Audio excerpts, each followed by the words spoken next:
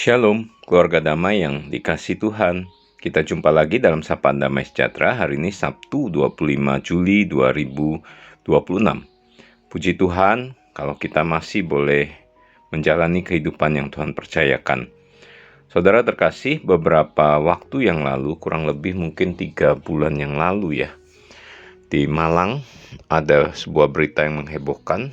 Kembali kampus UB dikejutkan dengan adanya mahasiswa Kristen yang mengambil tindakan singkat, yaitu mengakhiri hidupnya.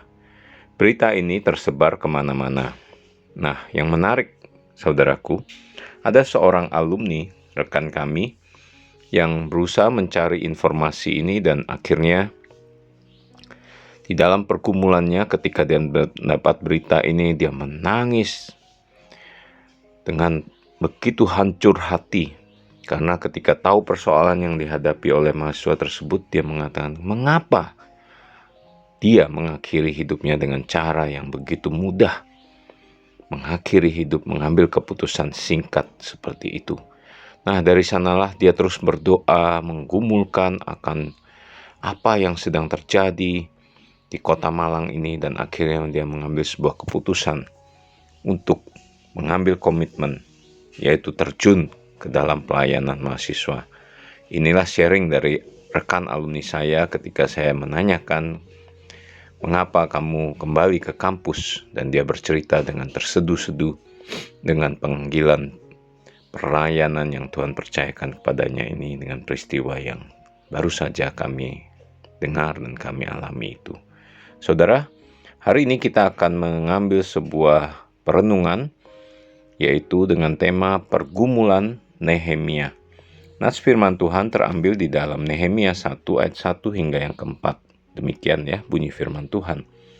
Riwayat Nehemia bin Hakalia, pada bulan Kislew, tahun ke-20 ketika aku ada di Puri Susan, datanglah Hanani, salah seorang dari saudara-saudaraku, dengan beberapa orang dari Yehuda.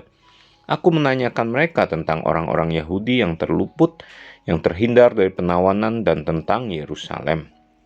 Kata mereka kepadaku, orang-orang yang masih tinggal di daerah sana, yang terhindar dari penawanan, ada dalam kesukaran besar dan dalam keadaan tercela. Tembok Yerusalem telah terbongkar dan pintu-pintu gerbangnya telah terbakar.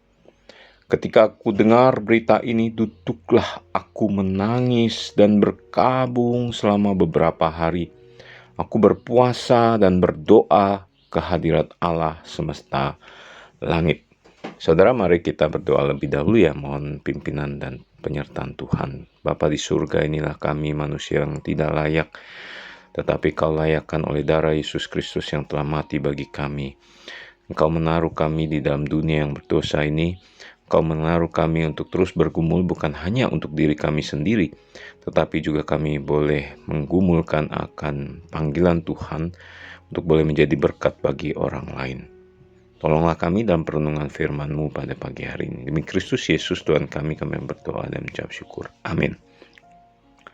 Saudara, Rasul Paulus pernah menuliskan bahwa pergumulan atau penderitaan jemaat Korintus bukan hanya untuk mereka alami atau mereka lewati begitu saja, tapi pergumulan atau penderitaan itu membawa kepada mereka sebuah tindakan untuk boleh membagikan hidup mereka bagi orang lain.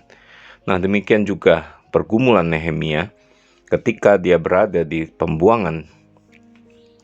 Dia mendengar berita bahwa orang-orang Yehuda, orang-orang Yahudi yang tertinggal, yang tidak mengalami penawanan atau diasingkan, tapi mereka tertinggal di kota Yerusalem.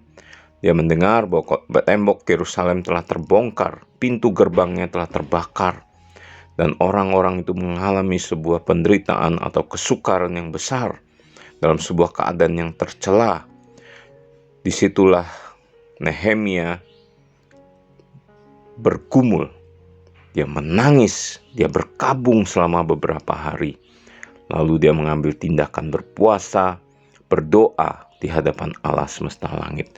Saudara terkasih, dari pergumulan Nehemia tentang membangun tembok Yerusalem ini bukanlah sekedar sebuah pergumulan biasa membangun tembok yang runtuh, tetapi dia melihat sesuatu yang tidak dilihat secara fisik, yaitu pergumulan umat yang telah kehilangan jati diri, pergumulan umat di kota asalnya mereka yang tidak lagi merasa aman, tentram, mengapa, dan tidak bisa beribadah. Kehidupan mereka hancur lebur karena tembok sebagai lambang daripada perlindungan itu telah runtuh. Disitulah Nehemia bergumul di hadapan Tuhan. Pelajaran pertama yang kita pelajari adalah dia mendapatkan berita. Dia mengambil tindakan aktif untuk mau mendengar berita yang sedang berlangsung. Dia tidak cuek atau dia menghindari berita-berita yang ada, atau dia sekedar mendengar berita itu, tapi dia mengambil sebuah tindakan aktif memperhatikan berita yang sedang terjadi, sehingga dia menangkap hal-hal yang telah berlangsung di tempat asalnya, yaitu di Yerusalem, yaitu kota itu telah hancur lebur, di mana rakyat Yehuda telah tercerai-berai, terhancurkan sedemikian rupa.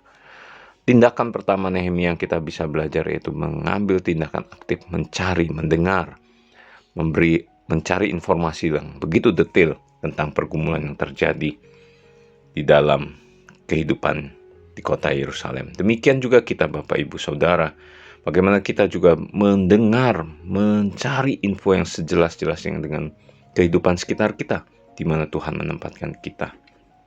Dari situlah timbul pergumulan hati yang hancur dan berkabung, yang menangis, hati yang penuh dengan belas kasih akan lingkungan dan sekitarnya, yang menggerakkan Nehemia. Dan akhirnya dia mengambil tindakan yang ketiga, yaitu dia berdoa, dia berpuasa di hadirat Allah semesta langit.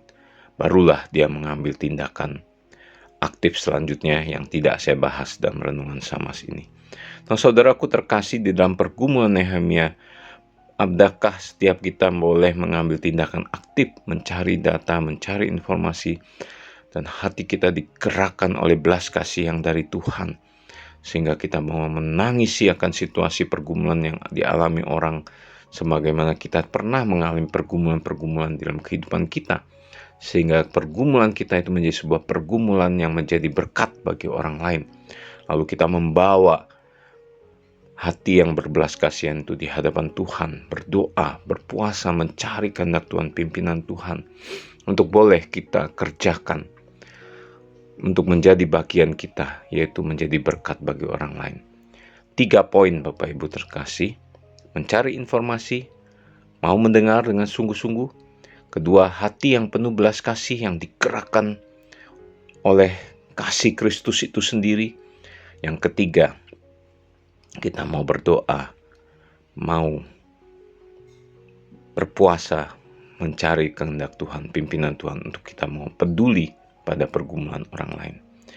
Saudaraku, kalau kita mengenang akan Tuhan kita Yesus Kristus, bukankah Tuhan Yesus yang datang dari surga turun ke dunia ini karena dia mendengar jeritan manusia yang berdosa, dia mau menggenapkan rancangan Allah Bapa di surga untuk datang ke dalam dunia ini.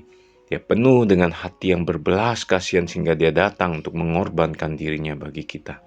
Dan di akhir pada hidupnya, dia terus bersandar berdoa, terus menyerahkan hidup di dalam pimpinan Bapa di surga, sehingga apa yang dia kerjakan di muka bumi ini menjadi satu kehormatan, kemuliaan bagi nama Tuhan, dan menjadi berkat bagi manusia yang berdosa ini.